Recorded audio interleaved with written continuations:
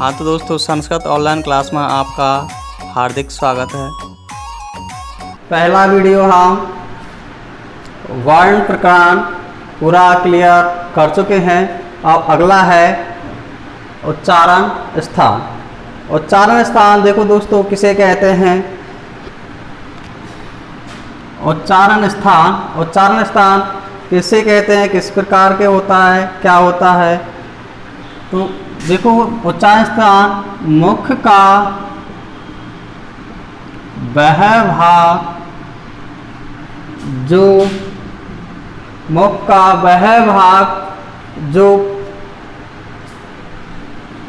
वह भाग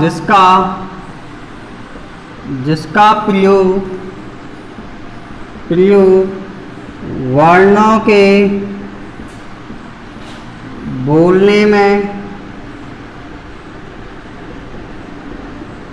किया जाता है, उच्चारण स्थान के नाम से जाना जाता है। उच्चारण स्थानों निम्न प्रकार के हैं, जैसे कंठ है, तालु है, मूर्धा है, दंत है, ओष्ठ है, नासिका है, ऐसे विभिन्न प्रकार के हैं। तो उच्चारण स्थानों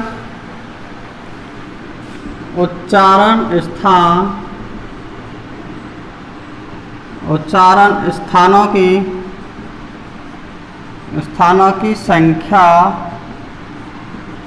संस्कृत में 8 है। उच्चारण स्थान है जो संस्कृत में 8 हैं। ये निम्न प्रकार के हैं। निम्न प्रकार है, कौन कौन से 8 हैं। तो देखो दोस्तों, कंठ है, एक तो कंठ है पहला, दूसरा है तालु है, तीसरा है मूर्धन्य, चौथा है दंतः, पांचवा है ओष्ठः, छठा है नासिकः। अगला 7 है जिह्वा मूल्यम, और 8वां है और संस्कृत में और किसे कहते हैं, हृदय को बोलते हैं। हृदय को वैसे तो ये 7 ही होते हैं, लेकिन सभी का उच्चारण स्थान उर से ही होता है, इसलिए इसको उच्चारण स्थानों में सम्मिलित किया गया है।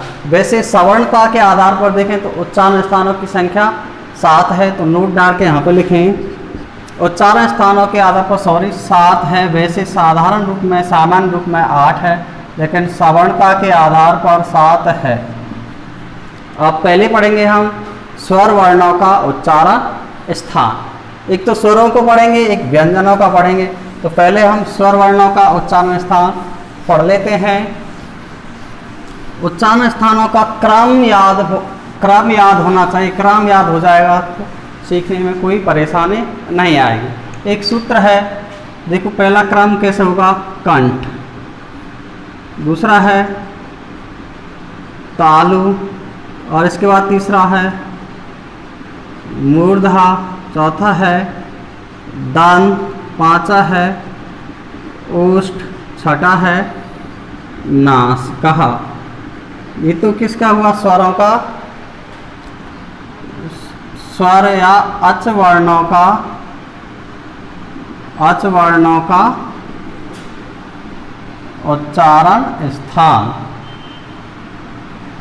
अच या स्वर वर्णों का उच्चारण स्थान, जैसे इसको अन्य नाम से K T N T O N, KTM down एक ट्रिक है। KTM डाउन तो केते कंठ हुआ, टी से तालु, एम से मूर्धा, दी से दंत, ओ ते ओष्ठ, एन ते नासिका। तो इनका क्रम है, क्रम याद होना चाहिए। कंठ में देखो उस स्वर में कौन कौन से वर्ण आते हैं, स्वर 13 ही हैं। कौन कौन से हैं, अ, आ, ई, बड़ी ई, उ, बड़ा उ, रे, लृ, ए, ओ, आई और औ, ये 8 हैं, स्वर 13 हुए। तो देखो अब इनको किस प्रकार से लिखें, ए और आ। पहला है ए और आ, ए और आ ये ले लिया, ये किस में हो गया, कंठ में है। दूसरा है ई और ई और बड़ी ई, ये कौन सा हो गया, तालु में। अब मूर्धन को छोड़ देना, मूर्धन को छोड़ दे। अब मूर्धन का आज के बाद आएगा ऊ और ऊ, तो इसका ऊ ओष्ठ का इसको छोड़ देना है, तो इसको ओष्ठ पे ले जाना है, ऊ छोटा ऊ और बड़ा ऊ। अब इसके बाद क्या आया,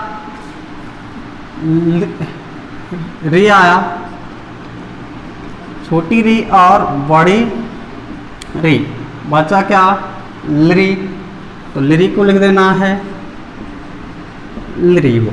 अब ये 6 हो गए, नासिका में स्वर आते ही नहीं है, क्योंकि अब उसके बाद रहे कौन से, 4, ए ओ आई और औ, तो 4 हैं। तो दोनों से मिलकर बनेगा कंठ प्लस तालु, तो कंठ तालु होगा, कंठ तालु। और दूसरा है कंठ प्लस ऊट से मिलाएगा तो कंठोष्ठ हो जाएगा, कंठोष्ठ, कंठोष्ठ होगा। अब देखो ए और आई कंठ तालु, और ओ और औ, ओ और औ हो गया क्या, कंठोष्ठ हो गया। तो ये क्या, स्वरों का उच्चारण स्थान है। इसके बाद आता है व्यंजन वर्णों का उच्चारण स्थान।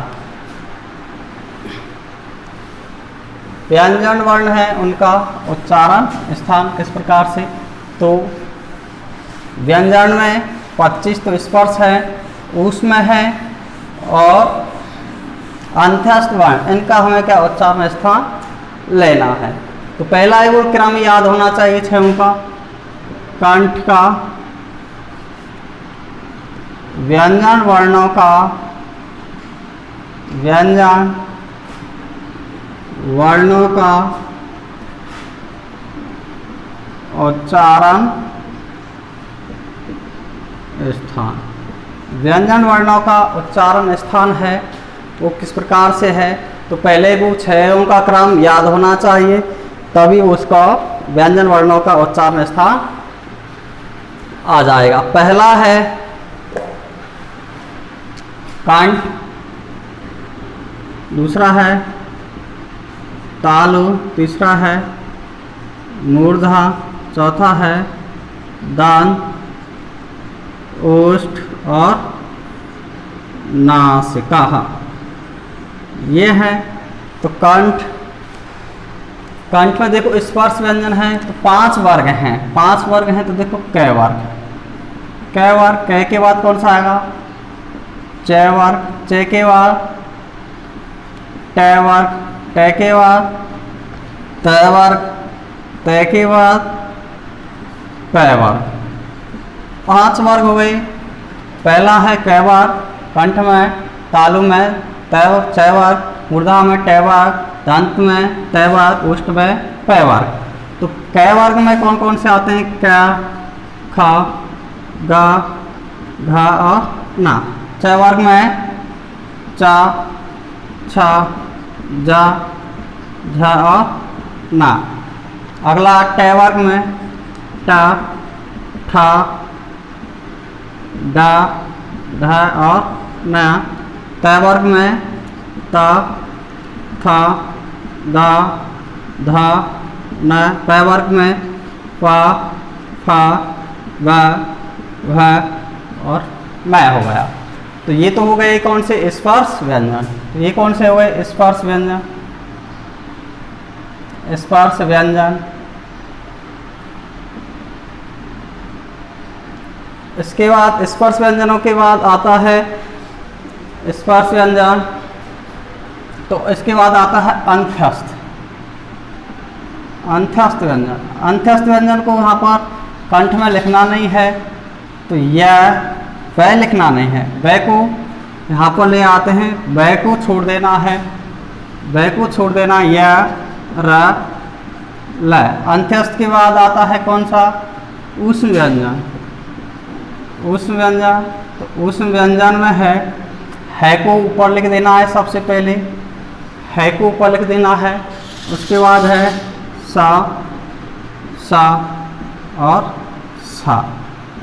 ये रहा है तालव्य स, मूर्धन स और दंती स। हो गया था। और इसके बाद आता है नास का। नास का है तो इसको पांचों वर्गों के न हैं, पांचों वर्गों के न हैं, उनको लिख देना है। उन्हें यम गणनम के नाम से जाना जाता है। यम गणनम के नाम से जाना जाता। और इसके बाद आता है एक शेष बचा, कौन सा? दंतोष्ट। दंतोष्ट में बच रहा है क्या? इधर से ये वह बच रहा है, तो इसको यहाँ से वो हटा के यहाँ पे वह को लिख देंगे, तो व्यंजन वर्णों का उच्चारण स्थान हो गया। इसके बाद इसका संक्षिप्त सारणी आगे की वीडियो में बनाएंगे।